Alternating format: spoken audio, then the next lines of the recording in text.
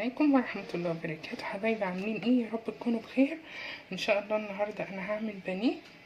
عندي الفراخ اهي البانيه، غسلتها غسلة حلوة بالخل والملح بقى والليمون و... والسكر، تمام. وبقى زي الفل كده، وخدته بقى دقيته كمان بالمدقة عشان يبقى طري معايا كده وحلو. وهعمل بقى مكرونه جنبها. عندي كيسين من المكرونه وعندي الطماطم، وهحط لها صلصه من اللي انا كنت مفرزاها في التلاجة اهي. وطبعا عندي البيض وعندي البصل وعندي البصل بتاع البانيه، حاطه له ملح وفلفل زي ما احنا شايفين كده. وده البصل بتاع الطماطم والصلصه. نبتدي بقى نقول بسم الله الرحمن الرحيم.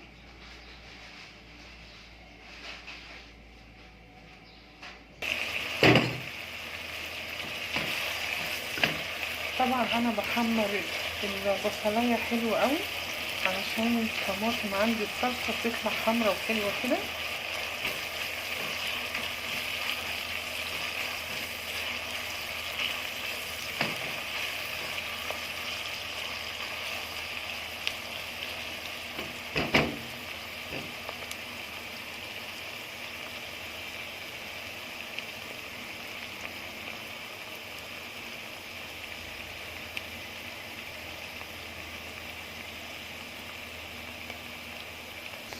البصلية كده قربت تتحمر.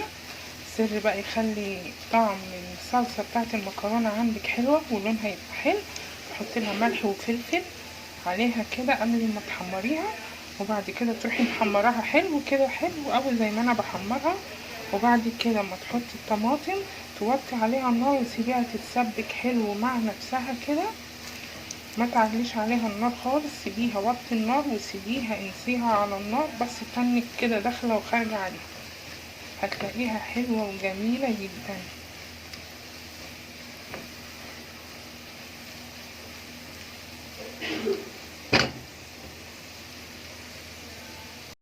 هنزل بقى بالطماطم. بصوا حمرت ازاي قوي، بسم الله.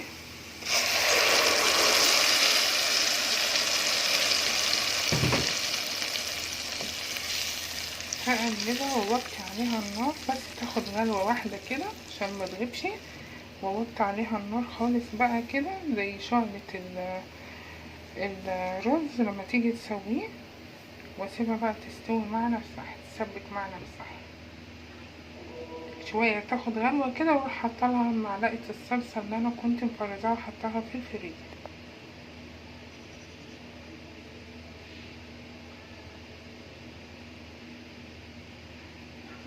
اسلق بقى المكرونة عندي.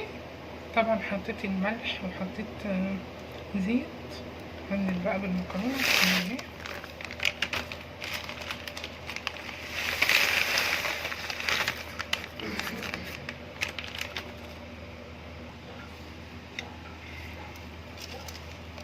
طبعا نقلبها منسيبهاش كده تقليبتين 3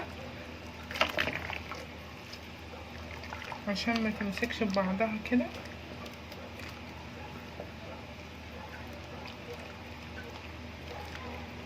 هقلبها كمان مرتين. حبايبي كده جبت البانيه بتاعي، وطبعا رحت حاطاله البصلايه المنقوعه في الملح والفلفل زي ما احنا شايفين كده، وهقعدهم حوالي بقى ساعه او ساعتين، وكل ما تقعد في البصلايه بالملح والفلفل يبقى احسن، تمام. هسيبهم كده ساعتين. وطبعا الصلصه على النار، والمكرونه خلاص قربت انزلها من على النار، قربت على السوا يعني. فدي ان شاء الله كده نص ساعة كده وابتدي احمر في الفراخ في البانيه، تمام. هي عاملاها حلوة اهي. حطيت لها البصلتين صغيرين كده بالملح والفلفل زي ما احنا شايفين، وقلبتها كلها كده، وهسيبها بقى تاكل في بعضها كده علشان تبقى طعمها واخد البانيه كله، واخد طعم البصلاية والملح والفلفل، تمام.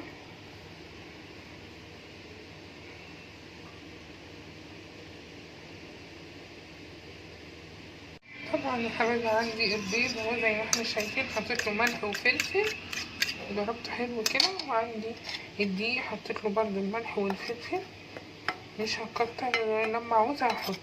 وطبعا عندي البقسماط وعندي الفيجيتار، عملتهم الاتنين على بعض اهو، ويتقلب حلو طبعا. هاخد بقى البانيه هنزل عليه بالدقيق، هعفره كده بالدقيق. بعد كده هنزل في البيض زي ما احنا شايفين كده.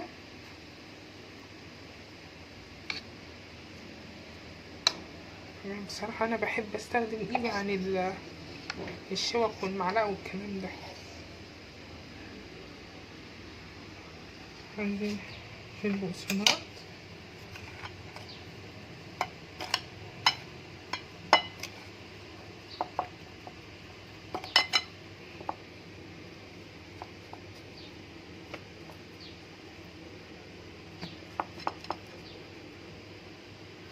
وهعمل غيرها. حتى بقى في الوقت ده الزيت على النار اهو يسخن، وكون خلصت كام واحدة معايا كده، عقبال ما الطاسة تتعمل اكون عملت غيرها. بسم الله.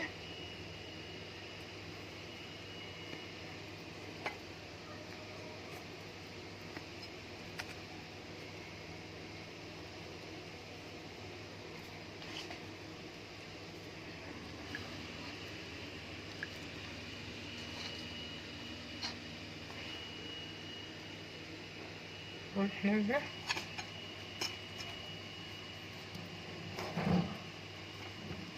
وطبعا سلقت المكرونة وشطفتها بالمية وخلصت التسبيكة بتاعت الطماطم على وشك. مفضلش غير ان انا احمر الكام بانيه ده، يبقى خلصت الغدوة بتاعتنا النهاردة.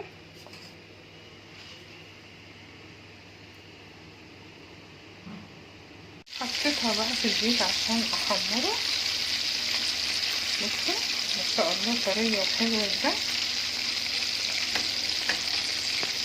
المهم ما تعليش عليها النار عشان تبقى طرية من جوه تستوي من جوه. كمان تاخديها اول ما تطلعيها تحطيها في حلة وتكون ليها غطا طبعا عشان تبقى طرية ما تنشفش في الهواء. عايزاها تبقى ناشفة تتحمريها زيادة وزيادة عن كده وتروحي حطها في الهواء بره هتلاقيها نشفت معاكي، بس الصراحة احنا بنحبها طرية كده وكده.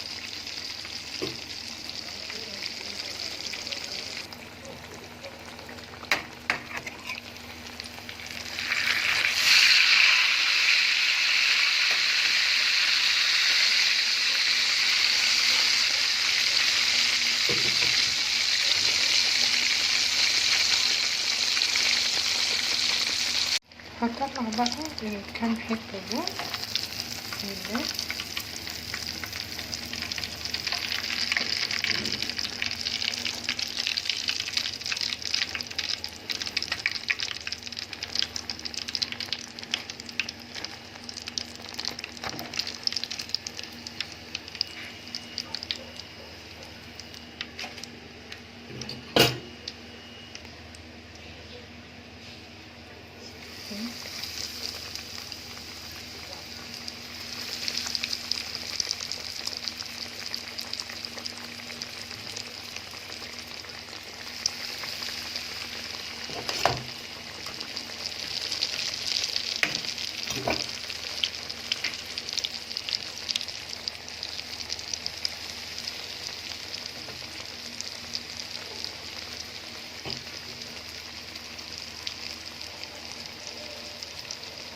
كده خلصت المكرونة، وطبعا عملت البانيه وبتنجان كده مخلل وفلفل مخلل. متنسونيش بقى من اللايك والكومنت والسبسكرايب، والسلام عليكم ورحمة الله وبركاته. سلام.